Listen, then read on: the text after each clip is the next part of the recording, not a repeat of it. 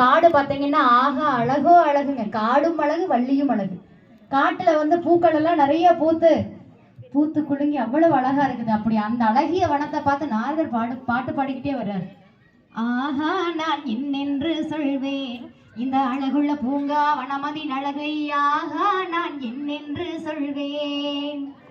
பாரிஜாதம் படர்ந்த செந்தாமரை மறைகுடன் கொன்றை தும்பையும் கொன்றை கூர்ந்த நம்பிய வட்டத்தோடு நெஞ்சாதி மல்லி வாடாமல்லி தளர்ந்த ரோஜா சாமந்தி உடனே குங்கும மல்லி குணமல்லி உடனே குணமுள்ள மருகும் கொழுந்தும் தாளை காண்பாளியிலே சூரியகாந்தி கள்ளியங்களியும் கனிந்த பச்சை தெளிந்த முல்லை சீருள்ள ரோஜா சிதறி மலரி சேர்ந்திருப்பதை, ஆகா நான் என்னென்று சொல்வேன் இந்த அழகுள்ள பூங்கா வனமதின் அழகை, ஆகா நான் என்னென்று சொல்வேன். இப்படி அந்த வனத்துல பூக்கள் அழகா பூத்திருக்கக்கூடிய அழகையெல்லாம் பார்த்துக்கிட்டே பாடிக்கிட்டே வந்து முருகரை பார்த்து வாழ்த்தி வணங்கி விட்டு முருகர்கிட்ட பேசுறார். ஒரு அழகான கானகத்தை பார்த்தேன் சுவாமி, உங்களுடைய உலகையும் சுற்றி வரும் பொழுது ஒரு அழகான கானகத்தை பார்த்தேன். அங்க ஒரு கானக்குரல் ஓசை ஒண்ணு கேட்டது. யாருன்னு போய் பார்த்தா அழகான கிளி போன்ற பெண்ணொருத்தி காட்டுல கிளி மூடு கேட்டுட்டு இருக்கா. அவ உங்களுக்கே தகுந்த ஜோடி அப்படின்னு சொல்றார்.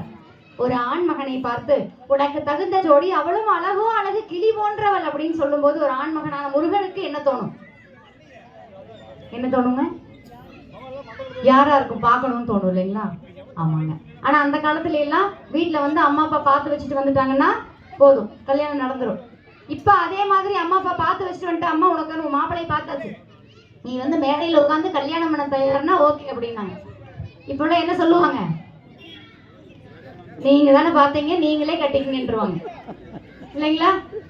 இப்ப அவங்க பாக்குற பையனை நம்ம கல்யாணம் பண்ணி வைக்க வேண்டிய நிலைமை. நம்ம பையனா இருந்துட்டா போகுது, அது ஒண்ணுதான் கேட்கறது.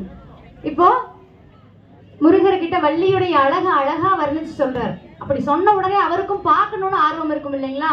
அப்ப பார்க்கணும், நான் பார்த்தேன் ஆகணும், உடனடியா பார்க்கணும் அப்படின்னு கேட்ட உடனே உங்களுக்காக சித்திர படம் வரைஞ்சு எடுத்துட்டு வந்திருக்கேன் அப்படின்னு சொல்லி காட்டுறாரு. அதற்கு முன்னாடி ஒரு தெம்மாங்கு பாடல்.